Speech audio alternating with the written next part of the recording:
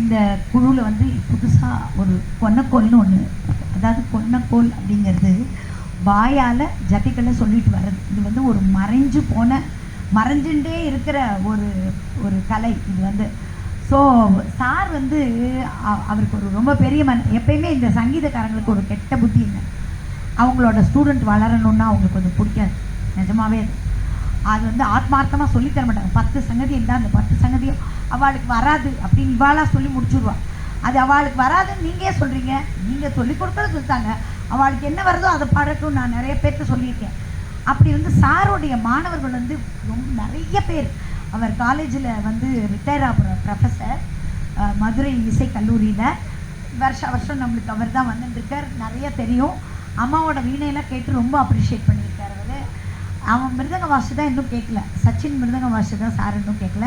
மகேஷே வந்து இவர் சாருக்கு அவரோட குருவுக்கு 2 பேருக்குமே அவன் ஸ்டூடெண்ட் மகேஷ் வந்து. ஸோ அப்படி இருக்கிற இந்த கலையை வந்து எப்படியாவது கொண்டு வரணுன்றதுனால இப்போ ஒரு 5-6 கச்சேரிக்கு இவ வந்து ஹம்சா வந்து 10th படித்து முடித்த ஸ்டூடெண்ட்டு, அவளுக்கு +2 படித்து முடித்த ஸ்டூடெண்ட்டு. அவள் மிருதங்கம் கற்றுக்கிறா. அதோட இந்த கொன்னக்கோலும் அவளை சொல்கிறதுக்கு கூட்டிட்டு வாங்கன்னு சொல்லிட்டு அந்த மாணவர்களை வந்து உற்சாகப்படுத்தி மேடையில் தனக்கு ஈக்குவலாக அதுதான் முக்கியம். தனக்கு ஈக்குவல் யாரும் கொடுக்க மாட்டாங்க.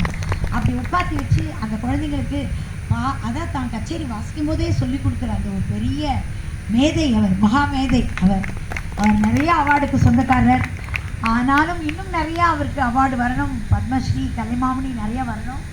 அதெல்லாம் வந்துகிட்டே இருக்குது, வரும். இன்னும் அவர் ஃபுல் டைமாக இனிமேல் டியூஷன் தான் எடுக்க போகிறார். ஆன்லைனில் யார் வேணால் அவர்கிட்ட டியூஷன் எடுத்துக்கலாம். ரொம்ப அழகாக சொல்லி தருவார். ரொம்ப அழகாக குழந்தைகளை முன்னுக்கு கொண்டு வந்துடுவார். அதுதான் முக்கியம் அதில். ஸோ உங்களுக்கெல்லாம் அது ஒரு விண்ணப்பமாக கேட்டுக்கிறேன். நன்றி, வணக்கம்.